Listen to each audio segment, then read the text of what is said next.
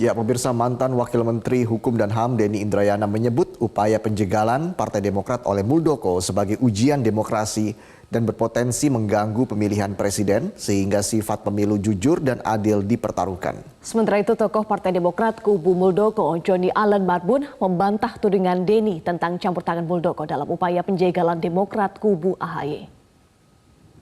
Karena ini menjadi salah satu ujian demokrasi kita dan ujian pemilihan presiden 2024 yang prinsip konstitusionalitasnya jujur dan adil dipertaruhkan.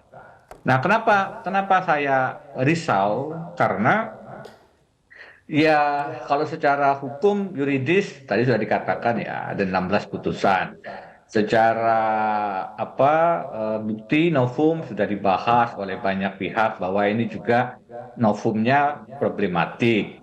Kemudian secara politik hukumnya kita agak menyayangkan ya.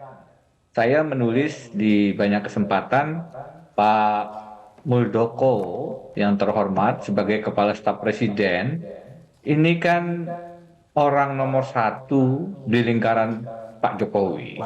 Namanya saja Kepala Staf Presiden. Sehingga menjadi aneh kalau kemudian ada langkah-langkah hostile takeover. Yang lebih harus ditarik dan disampaikan kepada publik khalayak, ini ada dimensi politisnya. Bagaimana mungkin rekan-rekan ini menarik-narik juga Kepala Staf Presiden Muldoko yang punya kartu anggota saja tidak. Tiba-tiba anggaran dasar mana yang memungkinkan seseorang yang tidak anggota menjadi ketua umum? Ada apa selain memang kita mencatat, bahwa ini adalah sisi-sisi di mana rezim sekarang memang masuk ke dalam kedaulatan partai terlalu jauh. Tidak pernah Pak Muldoko ingin kepada Partai Demokrat. Tapi kader Demokrat lah kami-kamilah untuk mencari figur yang bisa mengembalikan Partai Demokrat menjadi partainya rakyat. Tidak ada. Ya. Tidak pernah. Ya, ini harus saya tegaskan. Jadi jangan Pak Denny asal sembarangan menuduh, ya. Sembarangan menuduh. Ini hati-hati. Anda tadi bilang menyerang pribadi, Anda sendiri menyerang pribadi Pak Muldoko. Tidak ada. Bahwa Anda menjadi wamen pada saat itu adalah golongan 3, itu barangkali rekayasa. Itulah yang disebut rekayasa. Harusnya wamen itu minimal golongan 4. Mungkin Anda balas budi dengan SBY dengan cara seperti ini. Jangan begitu. Sayang. Nah, yang kedua, kapan AHY di Demokrat?